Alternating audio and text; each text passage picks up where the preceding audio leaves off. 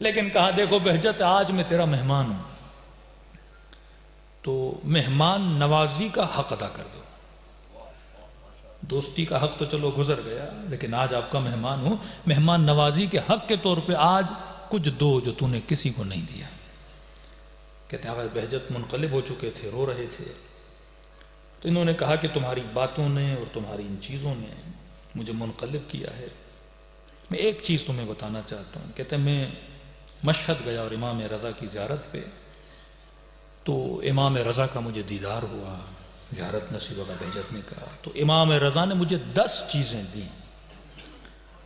10 کی 10 تو میں نہیں بتا سکتا, لیکن ایک چیز امام رضا کی بتانا چاہتا ہوں, اور میں نے آج تک کہہ رہے کسی کو نہیں بتائی. اور حق مہمان نوازی یہ ہے کہ ایک چیز آپ کو دوں. کہ امام رضا نے 10 چیزیں دی. ان 10 چیزوں میں ایک چیز یہ تھی کہ مولا فرماتے ہیں کہ میرے شیعوں کو یہ پتہ نہیں ہے کہ جب ہماری قبور پہ آتے ہو, ہماری زیارت پہ آتے ہو, کبھی یہ مت سمجھا کرو کہ اگر ہم سے کچھ مانگتے ہو ہم تجھے نہیں دیتے. فرمایا ہر وہ شیعہ جو ہم سے توسل کرتا ہے, فرمایا ہم عطا اسے ضرور کرتے ہیں. اور فرمایا کبھی بھی اپنے امام سے ناراض نہ ہوا کرو, کیونکہ امام ماں باپ سے زیادہ مہربان اور رؤوف ہیں. سجدے میں سر رکھ کے دنیا کا کوئی بھی مصیبت ہو صرف توسل بناؤ. کس سے؟